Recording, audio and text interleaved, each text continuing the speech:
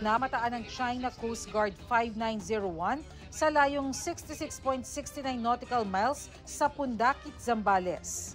Ayon sa Philippine Coast Guard, paikot-ikot ang tinaguriang monster ship malapit sa Baho de Masinloc o Panatag Shoal at sa coastline ng Zambales. Bago ito, napalayunan ng BRP Teresa Magbanwa ang monster ship. Pero nagkaabirya ang barko ng PCG kanina. This early morning, BRP Teresa Magbanwa experienced overheating of its auxiliary engines. That's why it returned to the port of Bataan. That is primarily the reason kung bakit ang China Coast Guard was able to once again come near at a distance of 67 nautical miles. Papalit sa BRP Teresa Magbanwa ang BRP Gabriela Silang pero mas maliit ang barkong ito at nasa kalahati lang ng haba ng monster ship ng China. Ayon sa Philippine Coast Guard, nagsasagawa na rin ng maritime patrol ang aircraft ng PCG na may kakayanan magpadala ng radio challenge sa China Coast Guard vessel. Coast Guard, CD5901. This is BRP Cabra. Please leave this area immediately. Over. Nitong January 5 pa nire-radio challenge ng BRP Cabra ng PCG ang monster ship na nooy mahigit 50 nautical miles mula sa Capones Island sa Zambales.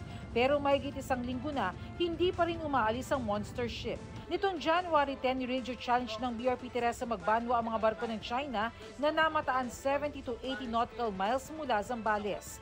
China Coast Guard Vessel 3304. This is Philippine Coast Guard Vessel BRP Teresa Magbanwa.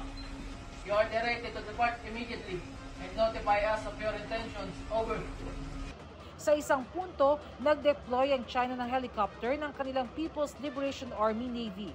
Bagay na tinawag na provocative o mapanghamon ng National Maritime Council.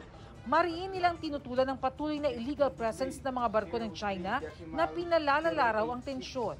Taliwas din daw ito sa Freedom of Navigation, Innocent Passage, Maritime Zone Act ng Pilipinas, United Nations Convention on the Law of the Sea at 2016 arbitral ruling.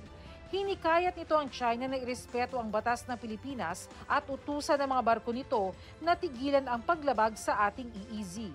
Naghain daw ng diplomatic protest ang Pilipinas. Sa trilateral meeting ng Pilipinas, Amerika at Japan, pinuri ni outgoing US President Joe Biden si Pangulong Bongbong Marcos sa paghawak nito sa anyay agresibong mga hakbang ng China. Batay sa press release ng Presidential Communications Office, umaasa si Biden na itutuloy ng papalit sa kanyang si US President-elect Donald Trump ang pagtutulungan ng Pilipinas, Amerika at Japan sa maritime security at iba pang issue.